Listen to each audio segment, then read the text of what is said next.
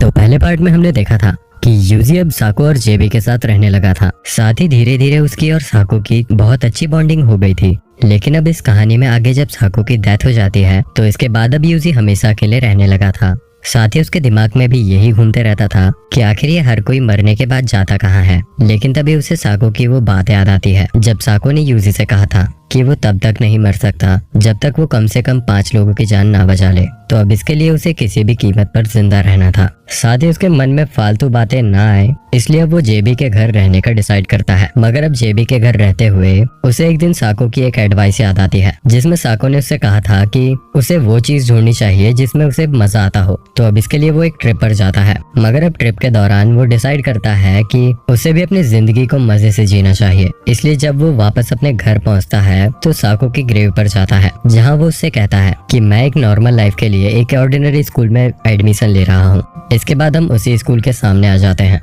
इस स्कूल का नाम मिहामा एकेडमी है। साथ ही यूजी की क्लास में उसे मिलाकर सिर्फ 6 स्टूडेंट्स हैं। अब सबसे पहले वो साची से मिलता है। साची उसकी क्लास की मॉनिटर है पर वो ज्यादातर मेड की ड्रेस में ही रहती है। साथ ही वो चाहती है कि सभी उसे अच्छा समझे और इसके लिए वो सभी की बात इजीली मान जाती है। फिर साची के बाद यूजी अमाने से मिलता है। फिर उसके बाद वो मकीना और मिचिरू से मिलता है और लास्ट में वो यामिको से मिलता है। मगर यामिको यूजी का वेलकम करने की जगह यूजी पर अटैक कर देती है। लेकिन इससे यूजी को कोई चोट नहीं आई थी। इसके बाद अब कुछ हफ्ते बीत चुके थे। साथ ही अब यूजी की बाकी सभी से अच्छी दोस्ती हो चुकी थी। लेकिन अब वो थोड़ा रिलैक्स करने के लिए अपने होम टाउन जाने का प्लान बनाता है। इसके बाद अचानक उसे अपने बचपन की एक बात याद आती है जिसमें वो साची को देखता है और वो यूजी को बुला रही थी। दरअसल साची वही लड़की थी जिसके साथ यूजी की सिस्टर काजुकी ने खेलने से मना किया था। इसके बाद अब यूजी वापस से अपने स्कूल जाता है। आते ही उसे पता चलता है कि साची एक बम को डीएक्टिवेट करने की कोशिश कर रही है। लेकिन इसके बाद यूजी सभी गर्ल्स को उस क्लासरूम में बुलाता है। साथ ही इसके बाद जब वो क्लासरूम में एंट्री करता है तो साची तुरंत ही उस बम को कवर कर लेती है। दरअसल वो बस सबकी जान बचाना चाहती थी। लेकिन टाइम खत्म होने के बाद भी वो बम नहीं फटता। अब इसके बाद यूजी अकेले में साची को बताता है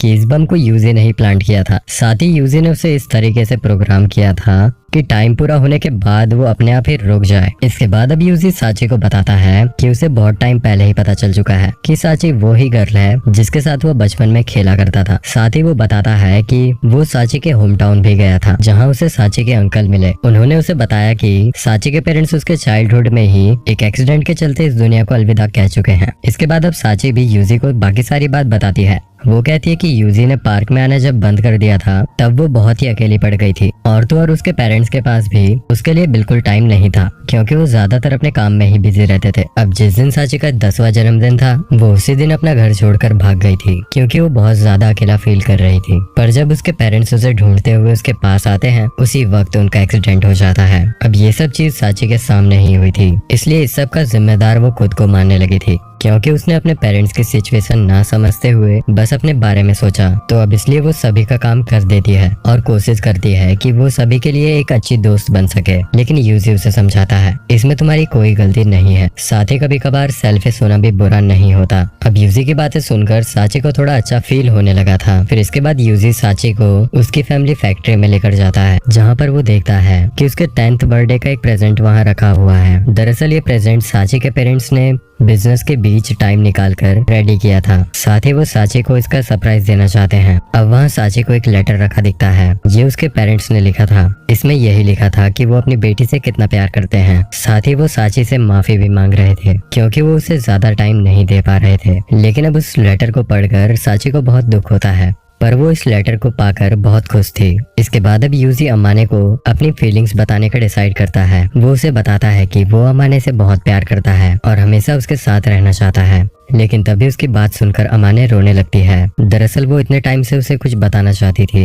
वो कहती है कि तुम्हारी सिस्टर उस एक्सीडेंट में जिंदा बच गई थी। अब अमाने उसकी सिस्टर को जानती थी। इसी बात से यूजी बहुत ज्यादा शॉक था। तभी वो यूजी को ये भी बताती है कि सिर्फ अमाने ही अकेली इकलौती सर्वाइवर है जो कि उस एक्सीडेंट के बाद बची है। साथ ही अब अमाने यूजी को एक बुक देती है जो कि उसने इस इंसिडेंट के बाद लिखी थी। तो अब यूजी उस बुक को पढ़ना चालू करता है। तो ये 6 साल पहले की बात है जब काजुकी और उसके क्लास मेंबर्स अपनी बस में कैंप से लौट रहे थे। लेकिन तभी उसकी बस एक खाई में गिर जाती है। अब नीचे गिरने के बाद उनमें से कईयों की जान बच गई थी इसलिए वो सभी वहीं रुकने का डिसाइड करते हैं। तो अब पहली ही रात काजुकी और अमाने बहुत अच्छी दोस्त बन जाती हैं। लेकिन धीरे धीरे अब वहाँ उन्हें एक हफ्ता हो चुका था। साथ ही कई मेंबर्स तो भूख से ही मर गए थे और जो जिंदा हैं वो किसी ज़ॉम्बी से कम नहीं है। इसके बाद अब अमाने और काजुकी उस जंगल से निकलने का प्लान बनाते हैं, लेकिन रात में उन्हें रोक लिया जाता है। तो अब इससे अमाने बहुत ज्यादा डर चुकी थी, इसलिए काजुकी उसे प्रॉमिस करती है कि वो उसे प्रोटेक्ट करेगी। इसलिए जरूरत पड़ने पर काजुकी खुद को सेक्रीफाइस कर अमाने को आगे जाने देती है। इसके कुछ दिन बाद अब किसी तरह अमाने उस जंगल से बाहर आ चुकी थी, लेकिन अभी भी हर रोज उसे इन सब चीजों के सपने आते थे। साथ ही इस चीज के लिए वो डॉक्टर को भी दिखाती है, मगर अभी भी वो पूरी तरीके से ठीक नहीं हो पा रही थी, क्योंकि अमाने ने भी अपनी बेस्ट फ्रेंड की डेथ का जिम्मेदार खुद को समझ लिया था। अब इसके बाद वो यूजी से उसे पनिशमेंट देने को कहती है, लेकिन यूजी उसे मना कर देता है और उसे डायरी देता है कि तुम्हें अपनी पूरी लाइफ मेरे लिए जीनी होगी।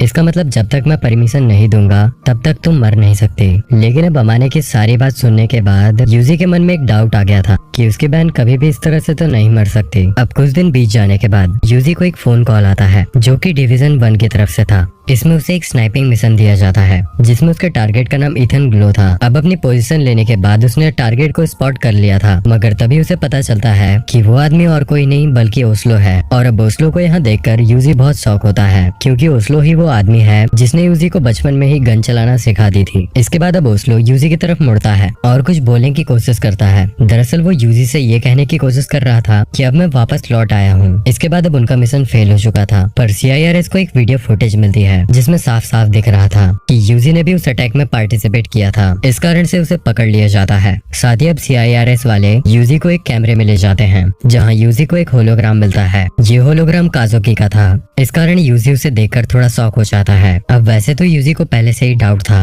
कि उसकी सिस्टर की डेथ नहीं हुई है, लेकिन काजुकी उसे बताती है कि वो बस एक होलोग्राम है जिसे काजुकी के ब्रेन टिश्यू की मदद से बनाया है। साथ ही इसे थैनाटोस सिस्टम कहा जाता है। लेकिन अब यूजी इस चीज को कंफर्म करने के लिए उससे एक सवाल पूछता है, जिसका जवाब काजुकी बिल्कुल सही दे देती है। इसके बाद अब यूजी पूरी तरह से कंफर्म हो चुका था कि ये लड़की उसकी बहन ही है। अब ये पता चलने के बाद यूजी काजुकी से सवाल पूछता है कि अगर वो जिंदा थी तो वो वापस लौटकर क्यों नहीं आई। लेकिन इस पर काजुकी उससे माफी मांगती है और कहती है कि उसकी कंडीशन ऐसी नहीं थी कि वो वापस लौट सके। अब वैसे तो इस चीज का मतलब यूजी को बिल्कुल समझ में नहीं आया था, लेकिन फिर भी वो उससे कहता है कि वो बिना किसी क्वेश्चन के हर वो काम कहेगा जो काजुकी उससे कहेगी, चाहे वो कुछ भी क्यों ना हो। फिर इसके बाद अब काजुकी यूजी को सारी सिचुएशन समझाने की कोशिश करती है। वो उसे बताती है कि ओस्लो न्यूक्लियर बम की स्मगलिंग कर रहा है, इसलिए उसे अभी ही हराना होगा। पर यूजी उससे पूछता है कि वो अकेले ये सब कैसे करेगा, जिस पर काजुकी उसे बताती है कि गवर्नमेंट पहले ही ओस्लो के साथ बातचीत कर चुकी है,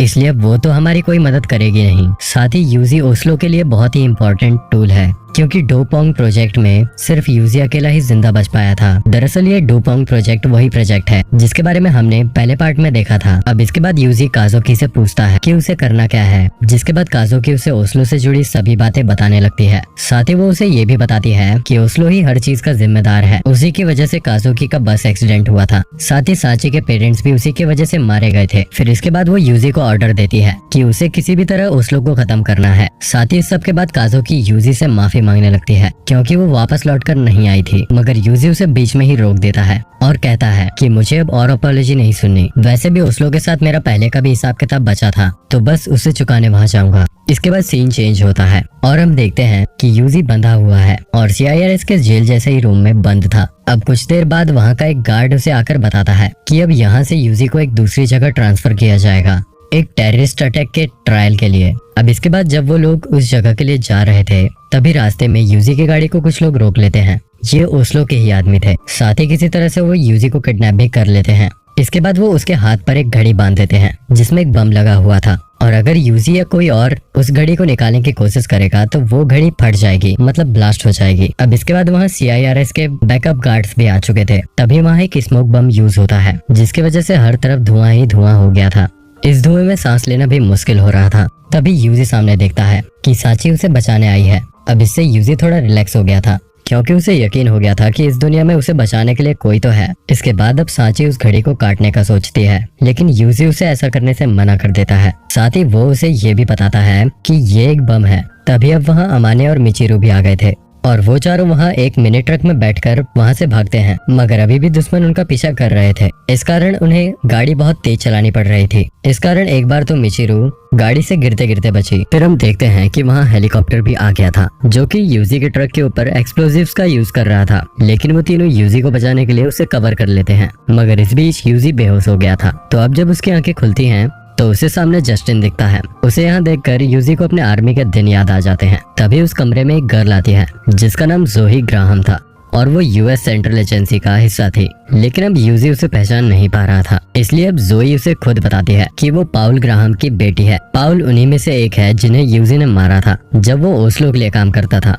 वैसे तो अब जोई ने यूजी पर गन तान दी थी, लेकिन फिर यूजी उसे कहता है कि वो ओस्लो से हर चीज का बदला लेकर रहेगा। जिसके बाद अब जोई अपनी गन हटा लेती है। फिर अब यूजी अपनी सिस्टर काजुकी से मिलता है। साथ ही अब अपनी सिस्टर को जिंदा देखकर वो उसे गले से लगा लेता है और रोने लगता है। अब इसके बाद अब यूजी सभी से थैंक्स कहता है और वापस लौट जाने भी कहता है। तो अब यूजी को सीधा ओस्लो की तरफ जाना था, मगर अब वो उन सभी से प्रॉमिस भी करता है कि वो यहाँ पर नहीं मरेगा, चाहे कुछ भी हो जाए, पर वो किसी भी तरह जिंदा बचकर जरूर आएगा। फिर इसके बाद अब यूजी जेबी से मिलता है, जहाँ पर जेबी उसे ओस्लो के पास जाने से रोकने की कोशिश करती है। वो कहती है कि अभी यूजी ओस्लो के जितना ताकतवर नहीं है, इसलिए वो अभी ओस्लो को नहीं हरा सकता। लेकिन यहाँ पर यूजी उसे कहता है कि वो साको का स्टूडेंट है, इसलिए वो कभी हार नहीं मान सकता। लेकिन फिर जेबी उसे बताती है कि साको तक कभी ओस्लो से फाइट में नहीं जीत पाई। वैसे तो उन दोनों की फाइट सिर्फ एक बार ही हुई थी, लेकिन उस फाइट के कारण साको को एक ऐसी बीमारी हुई कि उसकी डेथ हो गई। तो अब ये सुनने के बाद यूजी को तो एक और कारण मिल चुका था ओस्लो को मारने के लिए। अब इसके बाद यूजी ओस्लो के सिर पर कदम रखता है। वहाँ पर वो ओस्लो के कई आदमियों को एक के बाद एक मारते जा रहा था।